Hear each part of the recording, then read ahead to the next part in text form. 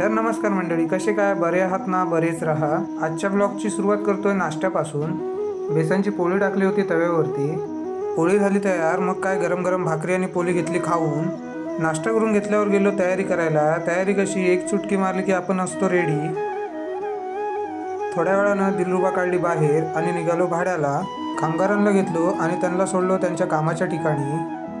आज काय दिलरुबाला भाडं नव्हतं, भाऊजींना घेऊन जायचं होतं रत्नागिरीला. मग मी निघालो त्यांच्या गावाकडे, म्हणजेच खोर्निनको गावाला. हे आहे सह्याद्रीच्या कुशीत बसलेलं खोर्निनको गाव. गावाच्या चारही बाजूला मोठमोठे डोंगर आणि समोर जे दिसत आहे ते आहे खोर्निनको गावाचे धरण.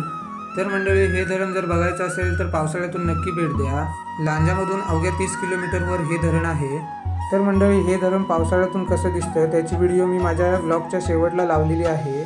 भाऊजींच्या घराच्या इथे केली दिलरुबा पार्क. भाऊजींना घेतलं दिलरुबामध्ये बसवून आणि निघालो रत्नागिरीच्या दिशेने.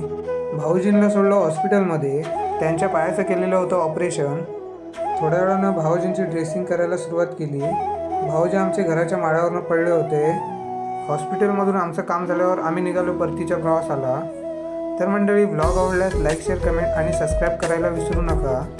ब्लॉग इथपर्यंत बघितलाच आहात तर खोर्निनको गावातील धरणाची व्हिडिओ बघूनच जा. हाय मैं मर ही जाऊं जो तुझको ना पाऊं, बातों में तेरी मैं रातें भी